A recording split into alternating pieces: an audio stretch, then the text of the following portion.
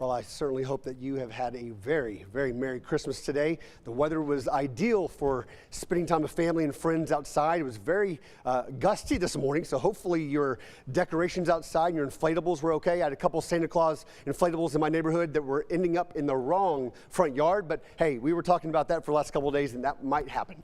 Here's what we're looking at for the course of the week. We're going to have a very stable weather pattern. So a lot of what you saw today, you're going to see all the way through next Saturday and Sunday and even to New Year's. And here's why. There is this low pressure system just swirling. And remember, low pressure systems move at counterclockwise. So they're just kind of swirling over Kansas, Nebraska, even over to Colorado.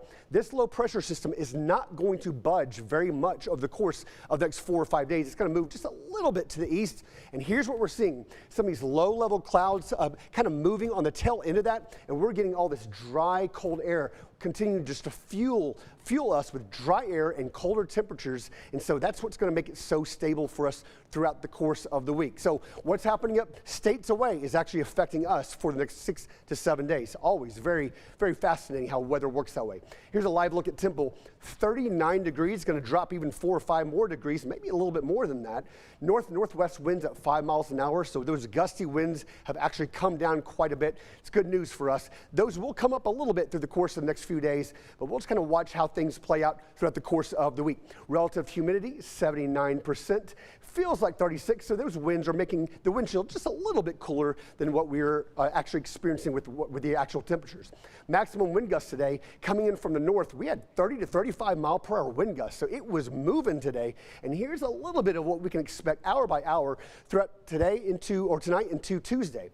Everything's slowing down a little bit from the northwest, 5 to 10 mile per hour wind gusts. That will increase just a little bit, but notice it changes direction. It's coming from the south to southeast, so some of that Gulf moisture kind of creeping in a little bit instead of that dry air. Look at 10 to 15 mile per hour wind gusts by Tuesday.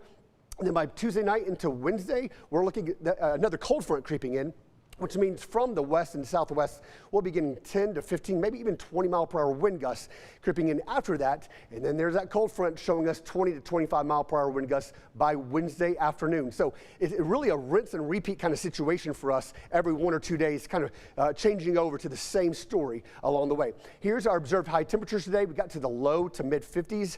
That's very favorable for us.